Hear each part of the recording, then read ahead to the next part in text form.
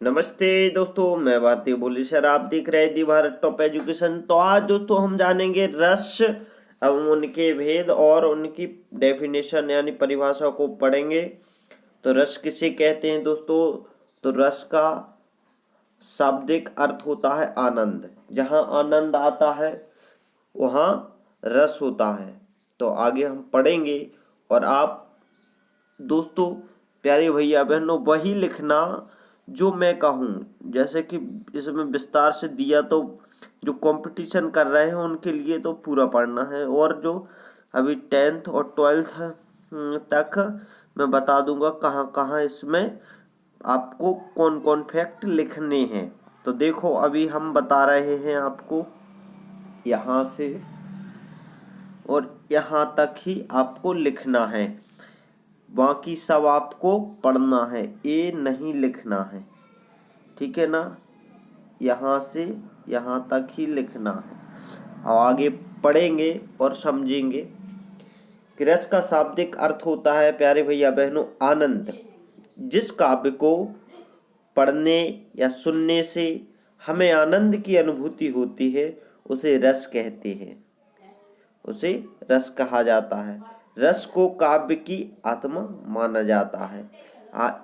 अब जी आपको इतना लिखना है तो यहाँ तक लिख लो, नहीं यहाँ तक भी उसे हम रस कहते हैं, यहाँ तक लिख देते हैं, ठीक है। आगे बढ़ेंगे। अब हम एक नज़र यहाँ भी अपन देखेंगे कि भरत मुनि द्वारा रस की परिभाषा, यानी भरत मुनि की द्वारा रस की परिभाषा जे तो अपन याद नहीं करेंगे, लेकिन अपन यहाँ पढ़ लेते हैं कि पहला श्रेय यानी रस की उत्पत्ति को सबसे पहले परिभाषित करने का श्रेय भरत मुनि को जाता है। उन्होंने अपने नाट्य शास्त्र में रास रस के 8 प्रकारों का वर्णन किया है। तो बस यहाँ देखेंगे केवल कि उनने भरत मुनि के अनुसार कितने रसों का के प्रकारों का वर्णन किया, तो 8। ये मेन पॉइंट है दोस्तों, ठीक है ना। अब आगे बढ़ेंगे हम। अब देखेंगे दोस्तों, रस के 4 अंग होते हैं। कितने अंग होते हैं? 4। तो हिंदी व्याकरण में रस के 4 अंग होते हैं, जो इस प्रकार। नंबर 1 विभाव, ऐसे देखेंगे दोस्तों। नंबर 1 विभाव, नंबर 2 अनुभाव, नंबर 3 संचारी भाव और स्थायी भाव, ठीक है ना। तो आगे बढ़ेंगे। इनको जेई मेन है अपन को, और आगे इनके अंदर कौन कितने क्या होते हैं इनके बारे में जानेंगे, ठीक है। जे आप लिख लेना, मैं वही चीज बता रहा हूँ जो आपके काम की है। तो दोस्तों अब आते हैं हम नंबर 1 रस का विभाव, यानी विभाव के बारे में जाने। विभाव की परिभाषा पढ़ेंगे। जो व्यक्ति पदार्थ अन्य व्यक्ति के हृदय के भावों को जगाते हैं उन्हें विभाव कहते हैं। यहीं तक आप लिख लेना, ज़्यादा कंफ्यूज नहीं होना, केवल आपको परिभाषा यहीं तक लिखनी है, यहाँ तक, ठीक है ना। यहाँ से अपने यहाँ तक एक बार और मैं पढ़ दूं। जो व्यक्ति पदार्थ अन्य व्यक्तियों के हृदय के भावों को जगाते हैं उन्हें विभाव कहते हैं। और आगे अगर आपको पढ़ना हो तो आप इसे देखकर पढ़ सकते हो, लिख सकते हो, लेकिन इतना ही करना, ज़्यादा कन्फ्यूज नहीं होना। अब दोस्तों, रस का विभाव 2 तरह का होता है। नंबर 1 आलंबन, नंबर 2 उद्दीपन। तो आलंबन के बारे में जानेंगे अब हम। आलंबन, जिसका आलंबन या सहारा पाकर स्थायी भाव जगाते हैं उन्हें आलंबन विभाव कहते हैं। जैसे नायक नायिका, आलंबन विभाव। अब ज़्यादा यहाँ नहीं, यहीं तक पढ़ लेना आप, उदाहरण तक, ठीक है ना, यहाँ से लेकर यहाँ तक।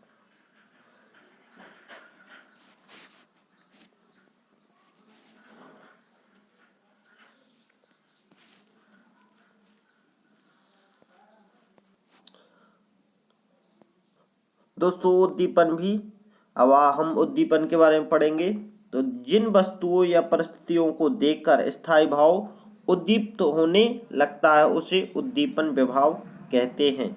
जैसे चांदनी, कोकिल, कूंजत, एकांत स्थल इत्यादि। अब अपन थोड़े से ही एग्जाम्पल यहाँ तक लिखेंगे और ये अपनी उद्दीपन की परिभाषा हो गई। तो प्यारे भैया बहनों, हमने अभी क्या पढ़े? रस का विभाव पढ़ा। अब अपन आ गए नंबर 2 अनुभाव पे। काय पर आ गए? अनुभाव पर। तो देखेंगे, अनुभाव के बारे में जानेंगे। तो मनोगत भाव की यानी मनोगत भाव को व्यक्त करने के लिए शरीर विकार को अनुभाव कहते हैं। क्या कहते हैं? अनुभाव कहते हैं। तो यहीं तक आप परिभाषा रहने देना, और आगे अगर आप लिखना चाहो तो लिख सकते हो, ठीक है ना। लेकिन मेरे हिसाब से यहीं तक रहने देना, क्योंकि आप लोग कंफ्यूज ज़्यादा होते, ठीक है जी। नहीं लिखना, पढ़ लेना लेकिन लिखना नहीं। तो दोस्तों, अनुभावों की संख्या 8 मानी गई है। कितनी मानी गई है? 8। तो अपन पढ़ेंगे इनके बारे में।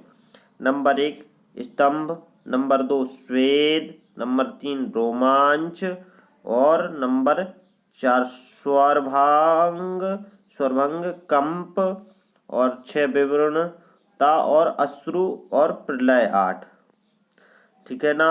अब अपने आ गए हैं संचारी भाव। नंबर 3 संचारी भाव, जो स्थानीय भावों के साथ संचरण करते हैं वे संचारी भाव कहते हैं या कहलाते हैं। इससे स्थित भाव की पुष्टि होती है। एक संचारी किसी स्थायी भाव के साथ नहीं रहता, इसलिए व्यभिचारी भाव भी कहते हैं। इनकी संख्या दोस्तों कितनी है?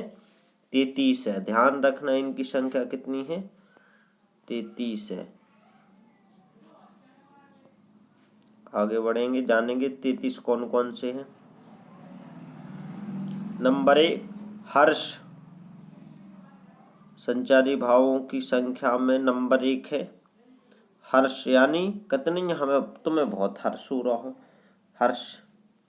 नंबर 2 चिंता, हर्ष कुछ समय के लिए आता है और चला जाता है, चिंता आती है और चली जाती है, गर्व होता है और चला जाता है, जड़ता होती है और चली जाती है, विबोध।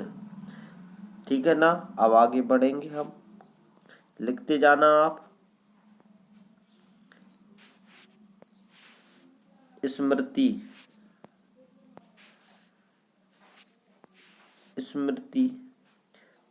व्याधि, विषाद, शंका का होना, और उत्सुकता, ये अपनी संचारी भाव चल रहे हैं। दोस्तों आगे देखेंगे आवेग, श्रम, मद, मरण और त्रास।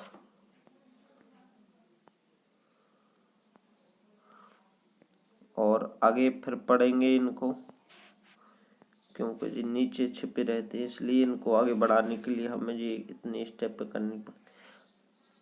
असूया, उग्रता, धृति और निद्रा, ये अपने संचारी भाव हैं। आगे पढ़ेंगे।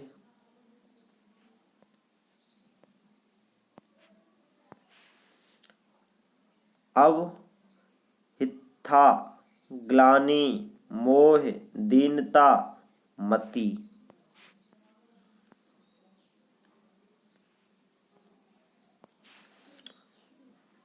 स्वप्न, अपस्मार, निर्वेद, आलस्य, उन्माद। लज्जा,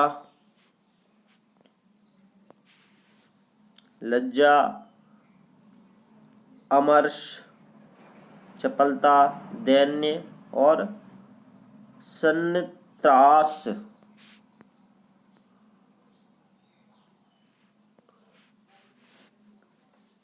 30 हो गए हैं दोस्तों, 3 और जे हैं अपने। औत्सुक्य, चित्रा, वितर्क, ठीक है ना। अब आपने आते हैं दोस्तों स्थाई भाव। तो स्थाई भाव के बारे में जानेंगे। ध्यान रखना, स्थाई का मतलब ही शब्द से ही पता चल रहा है कि स्थाई यानी वे भाव जो मनुष्य के हृदय में स्थायी रूप से निवास करते हैं उन्हें स्थाई भाव कहते हैं। तो यहाँ देखो, वे स्थाई भाव का मतलब होता है प्रधान भाव। प्रधान भाव वही हो सकता है जो रस की अवस्था तक पहुँचता है। इसमें विस्तार से दिया है, लेकिन मैं जो कह रहा हूँ, मेरी परिभाषा में जो बोल रहा हूँ कि वे भाव, ये लिख लेना आप, तो ये तो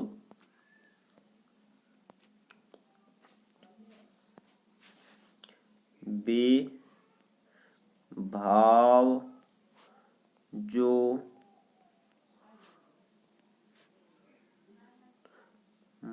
जो मनुष्य के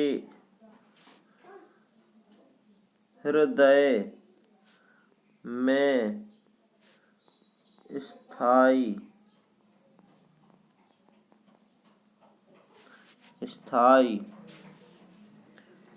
रूप से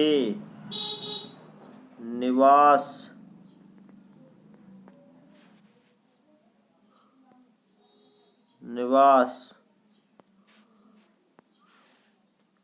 करते हैं उन्हें स्थायी भाव कहते हैं। इनकी संख्या दोस्तों वैसे तो 10 है और 11 भी हो चुकी है। इनकी संख्या लिख लो, इनकी संख्या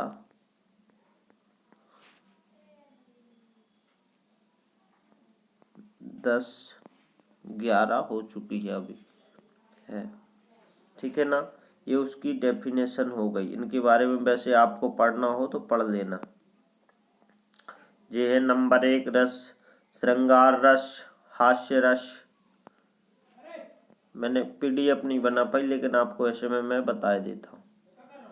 अभी एक बार आप ऐसे में देख लो, श्रृंगार रस, हास्य रस, रौद्र रस, करुण रस, वीर रस, अद्भुत रस, विभत्स रस, भयानक रस, शांत रस, वात्सल्य रस और भक्ति रस। ये दोस्तों मेन है, ये आपके मेन है। आप खुद देखो कि एक ना एक आपके हृदय में है, श्रृंगार आता है, ठीक है ना। ऐसा समझ लेते हैं कि जब किसी की शादी होती है तो शादी की चर्चा होती है, तो उसमें नायक नायिका श्रृंगार यानी जो उसमें दिखाते हैं जो दृश्य होता है, वहाँ श्रृंगार रस होता है। नायक नायिका का मिलना, तो वो श्रृंगार होता है। और जब उसकी फिर शादी होने लगती है तो विवाह वहाँ जाते हैं, तो जो लोग गारियाँ गाते हैं हास्य व्यंग की, तो वहाँ हंसी आती, वहाँ हास्य रस होता है। कोई गलत कुछ बोल दे तो वहाँ रौद्र यानी क्रोध आ जाए। फिर कुछ अनहोनी हो जाए तो वहाँ करुणो रस हो जाता है, यानी शोक में चले जाते हैं। और नेक में झांसी की रानी की कहानियाँ सुना दी जाए या कुछ वीरता की सुना दी जाए तो वहाँ वीर रस होता है।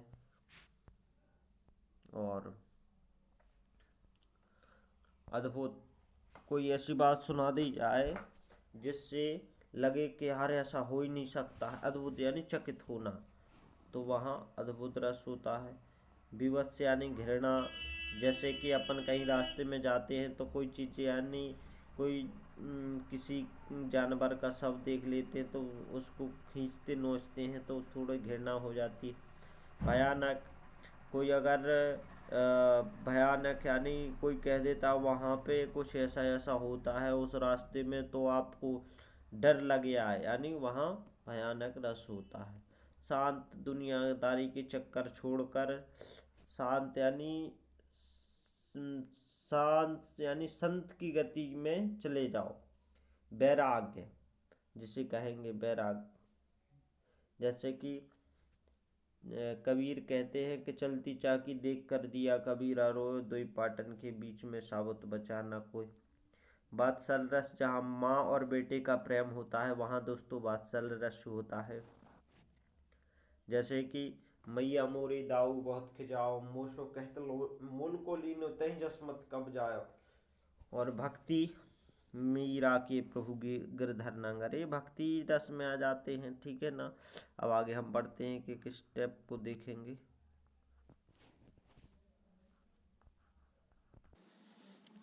तो दोस्तों श्रृंगार रस आ जाता है अपना नंबर 1 पे।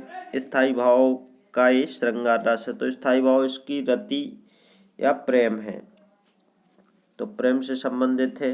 नायक नायिका के सौंदर्य तथा प्रेम संबंधित वर्णन को श्रृंगार रस कहते हैं। श्रृंगार रस को रसराज भी कहा जाता है, रसपति भी कहा जाता है। इसका स्थायी भाव रति होता है, ठीक है ना। अब श्रृंगार रस दोस्तों 2 प्रकार के होते हैं, संयोग और वियोग। ये भी लिख लेना, इसमें 2 प्रकार के होते हैं, संयोग और वियोग। संयोग का मतलब होता है जहाँ पर नायक नायिका का मिलना होता है वहाँ संयोग होता है, और जहाँ पर नायक नायिका यानी स्त्री पुरुष का बिछड़ना हो वहाँ वियोग होता है। तो दोस्तों पहले अपन यहाँ इसका उदाहरण पढ़ ले। एक इसमें जो उदाहरण दिया है कि बतरस लाल की मुरली धरी लुकाए, सोह करे बहुनी हंसे देन कहे नट जाए। और एक उदाहरण हम बता रहे हैं कि राम को रूप निहार जानकी कंगन की नग की परछाई, या तो सबे सुध भूल गई पल टेक रही पल टारत नाही। तो दोस्तों प्यारे भैया बहनों, जैसे कि हम बता रहे हैं तो बताने में अब अभी हमने क्या संयोग और वियोग का उदाहरण दे लें तो ये राम को रूप निहारत जानकी ये अपना संयोग है, और वियोग का आंखों में प्रिय मूर्ति थी, भूले ते सब भोग, हुआ योग से भी अधिक उसका विषम वियोग।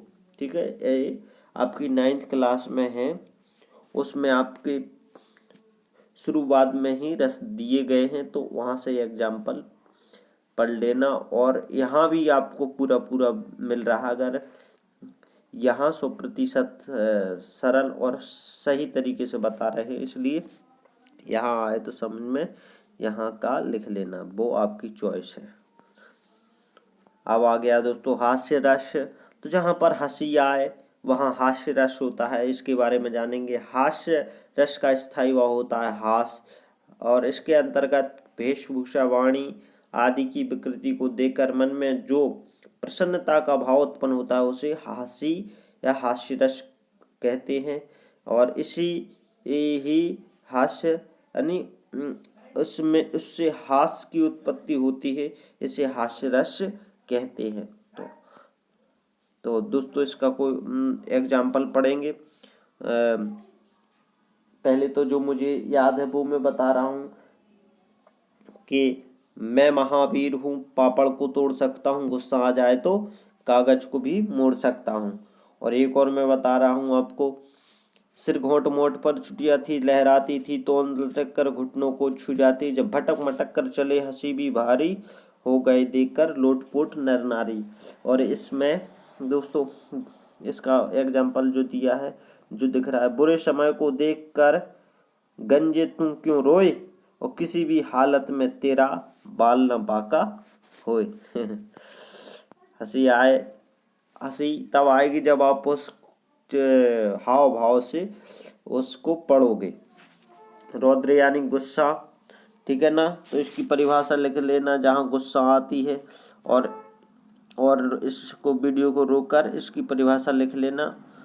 और एग्जाम्पल में ये बता देता हूँ। श्री कृष्ण के सुन वचन अर्जुन क्रोध से जलने लगे। सबशील अपना भूल कर करतल युगल मलने लगे। संसार देखे अब से हमारे शत्रु रण में मृत पड़े। करते हुए यह घोषणा वे हो गए उठकर खड़े। करुण यानी शोक की बात आती है। करुण यानी शोक। देखो रौद्र का भी अपन पहले एक बार मतलब डेफिनेशन पढ़ ले, नहीं कहोगे कि आपने पढ़ी नहीं है।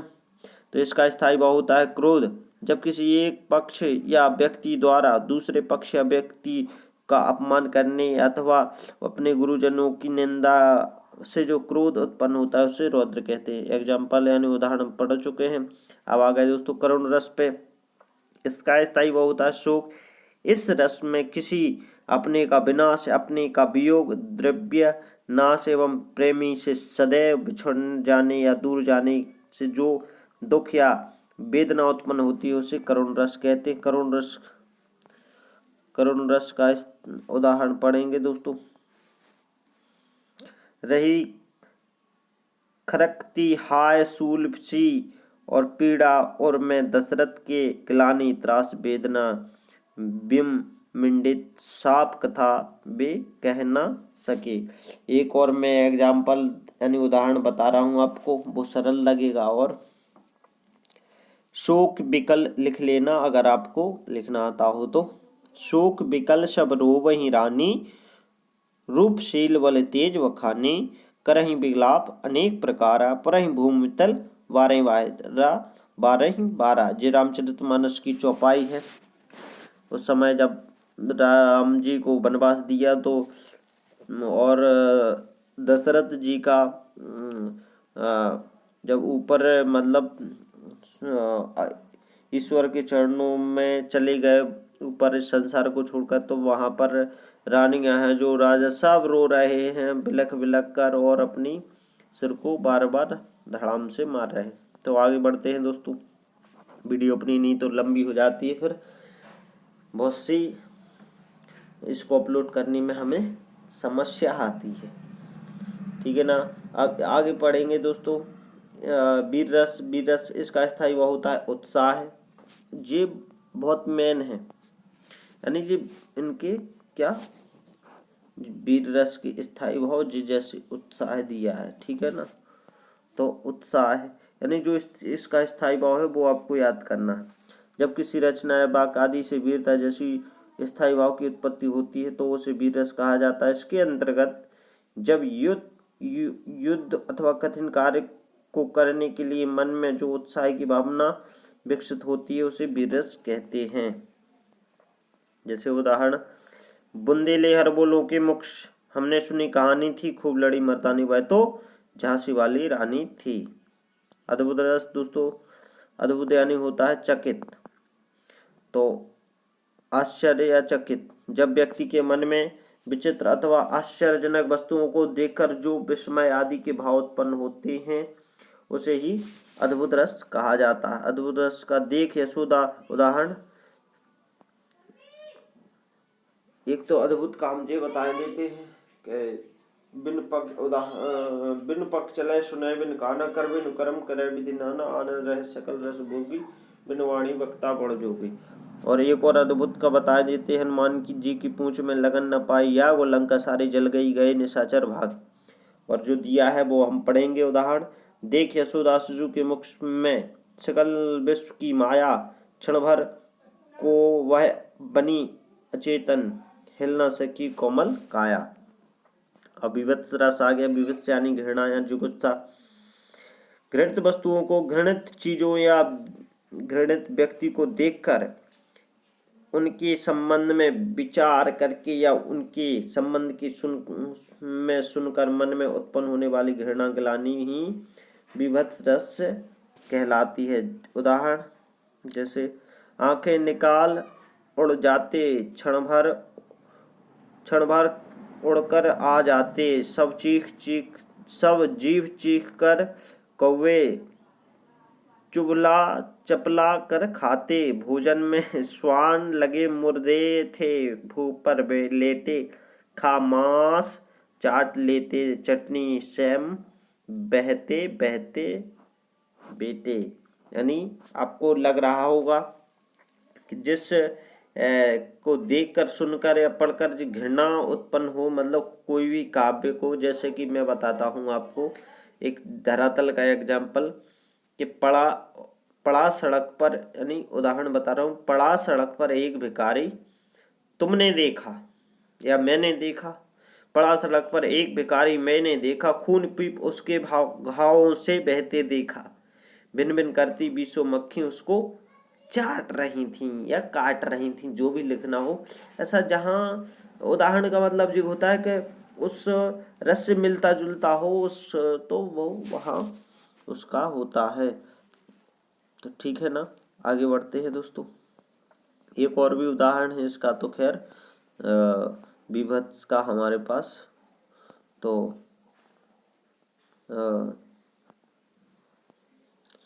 लेकिन अभी इतना ही पढ़ेंगे, लंबी वीडियो हो जाएगी नहीं। भयानक रस आ गया दोस्तों, तो भयानक रस का स्थायी भाव भय होता है। जब किसी भी भयानक या बुरे व्यक्ति वस्तु को देखकर मतलब दुखद घटना स्मरण करने से मन में जो व्याकुलता अर्थात परेशानी उत्पन्न होती है उसे भयानक कर उसे भय कहते हैं। उस भय के उत्पन्न होने से जिस रस की उत्पत्ति उसे होती है उसे भयानक रस कहते हैं। भयानक, तो उदाहरण पढ़ेंगे। अखिल यौवन के रंग उभार, हड्डियों के हिलाते कंगाल, कचों के चिकने काले ब्याल, के चुली का शिवार। तो मैं एक और इसका उदाहरण बता रहा हूँ आपको कि एक ओर अजगर लखी, एक ओर मृगराय, बिकल बटोही बीछी, परियो मूर्छा खाए। यानी एक ओर से तो अजगर आ रहा है, एक ओर से मगर आ रहा है, बीच में तुम फंस गए। ठीक है ना, तो ये डर लगा ना, डर लगा, वहां आपका भयानक रस है। शांत रस होता है दोस्तों, तो शांत रस पढ़ेंगे। शांत का स्थायी भाव निर्वेद होता है, उदासीनता होता है, यानी मोक्ष और आराध्य की भावना से जिस रस की उत्पत्ति होती है उसे शांत रस नाम देना संभाव्य है। इस रस में तत्व ज्ञान की प्राप्ति अथवा संसार से वैराग होने पर, परमात्मा के वास्तविक रूप का ज्ञान होने पर मन को जो शांति मिलती है वहाँ शांत रस की उत्पत्ति होती है। जहाँ ना दुखी होता है मन, ना द्वेष होता है। एक उदाहरण पढ़ेंगे। जब मैं था तब हरि नाही, अब हरि है मैं नाही, सब अंधियारा मिट गया, जब दीपक देखा माही। वाह, बहुत सुंदर।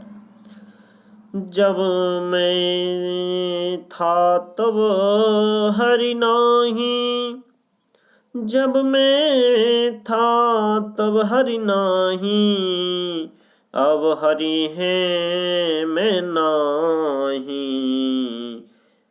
सब अंधियारा मिट गया, दीपक देखा माही। एक और दोस्तों मैं एग्जाम्पल एक दे रहा हूँ कबीरदास जी का, कि चलती चाकी देख कर, ओ चलती चाकी देख कर, दिया कबीरा रोए, दुई पाटन के बीच में, साबुत बचन कोई, साबुत बचन को। दोस्तों, मित्रों, साथियों, प्यारे भैया बहनों, हम शांत रस का एग्जाम्पल पढ़ चुके हैं। जो आपको लगे अच्छा वो आप देख लेना। वात्सल रस आ गया, तो वात्सल रस होता है कि बचपन की बातें माँ पिता से, यानी जो प्रेम भाव माँ बेटी का होता है, जब माँ और बेटी अपने को दुलार करती, वहाँ वात्सल्य रस होता है, यानी अनुराग। तो वात्सल्यता, माता का पुत्र के प्रति प्रेम, बड़ों का बच्चों के प्रति प्रेम, गुरुओं का शिष्य के प्रति प्रेम, बड़े भाई का छोटे भाई के प्रति प्रेम आदि का भाव स्नेह कहलाता है। यही स्नेह भाव परिपुष्ट होकर वात्सल्य रस कहलाता है। उदाहरण पढ़ेंगे। बाली दशा सुख निरखी जसोदा, पुनि पुनि नंद बुलावा बाती। बाल दशा सुख निरखी जसोदा, पुनि पुनि नंद बुलाती। अंचिरा तरले डाणी किशोर, प्रभु को दूध पियावती। तो एक और दोस्तों मैं बता देता हूँ उदाहरण जो हमें याद है कि यशोदा और दाऊ खिजाते हैं, मतलब कन्हैया को। तो फिर वो माँ यशोदा से कहते हैं कन्हैया, ओ मैया मोरी दाऊ बहुती खिझायो, मौसों कहत मोल कौलीनो, तहि जसुमती कब जायो, मैया मोरी दाऊ बहुत खिजायो। दोस्तों अब अगला अपना रस आता है भक्ति रस। इसका स्थायी भाव देव रति है, और इस रस में ईश्वर